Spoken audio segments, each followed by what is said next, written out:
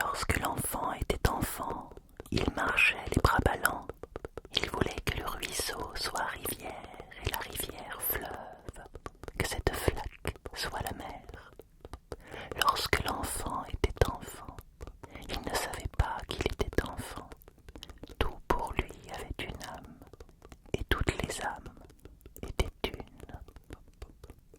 Lorsque l'enfant était enfant, ce fut le temps des questions suivantes. Pourquoi suis-je moi et pourquoi pas toi? Pourquoi suis-je ici et pourquoi pas là? Quand commence le temps et où finit l'espace? La vie sous le soleil n'est pas qu'un rêve.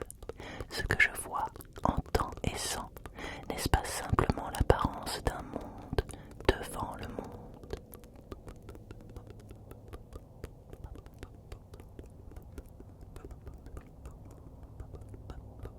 Nous sommes nombreux à imaginer dans notre quotidien comment franchir les portes d'un monde parallèle afin de trouver un peu de légèreté, d'évasion aussi, pour voyager dans un espace où nos rêves peuvent s'exalter.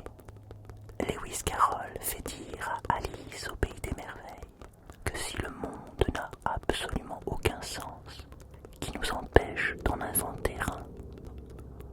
Ô visiteur, la connais-tu, cette chute vertigineuse vers le pays des rêves?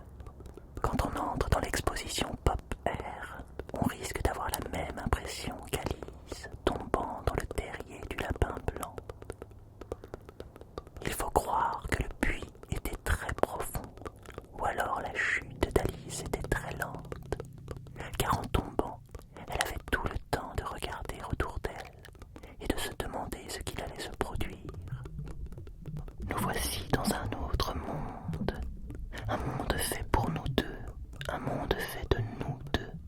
Si le rêve est un phénomène bien personnel et intime, peut-être que lors de l'exposition Pop Air, la véritable intimité est celle de pouvoir rêver, rêver ensemble.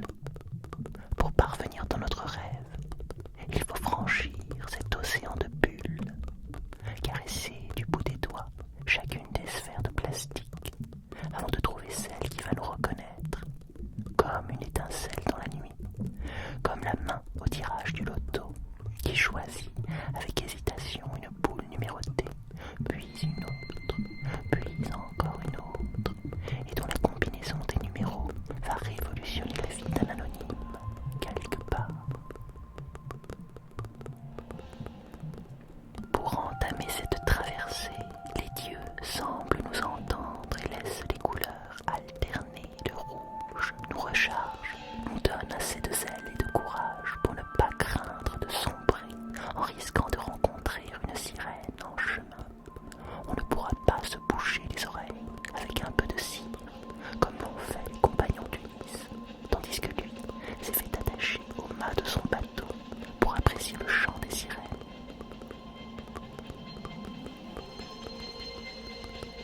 Le son fait partie de l'expérience. Le son aussi nous aide à passer d'un monde vers un autre. Le bleu, lui, irradie les bulles de temps en temps. C'est la promesse de ce rêve que nous voulons atteindre. Le stroboscope excite les atomes.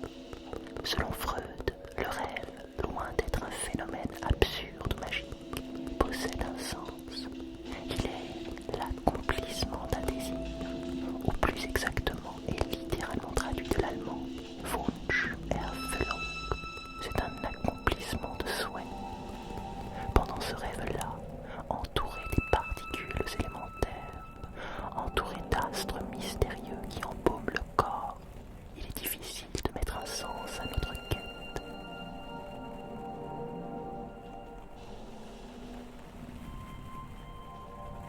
Que souhaitons-nous? Passer l'étape de cette piscine, la traverser.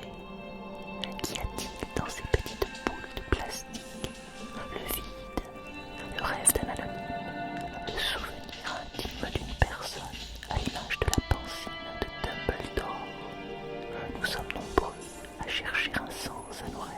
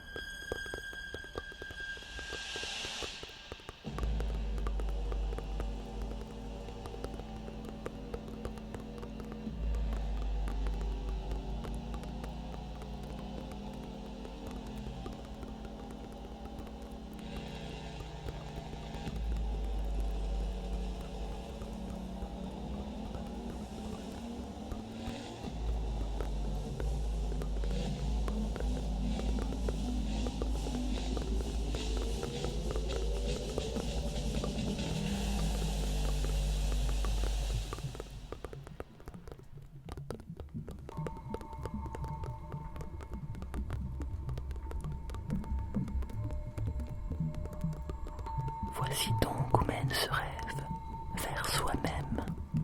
La rencontre avec soi devient un véritable voyage, intérieur, extérieur. On ne sait plus, mais l'on est bien avec soi. Au cours de l'histoire et des civilisations, le rêve a été un moyen de s'affranchir du temps et de l'espace ordinaire pour accéder au surnaturel, aux ancêtres, au divin ou encore comme un moyen de guérison, de connaissance et de révélation. Le songe dans l'Antiquité était perçu comme un message prophétique, autant chez les Sémites, comme en témoigne l'Ancien Testament, mais aussi chez les Égyptiens de la Xe dynastie, qui avaient recours à des clés des songes pour les interpréter. Morphée est une divinité des rêves. Le songe, comme message divin, existe également dans la mythologie grecque. L'orphisme nous enseigne que c'est seulement lors des rêves que notre âme s'éveille et communique avec le ciel. Le rêve serait donc un instrument privilégié du divin, tout autant des sociétés chamaniques. Dans la Chine ancienne,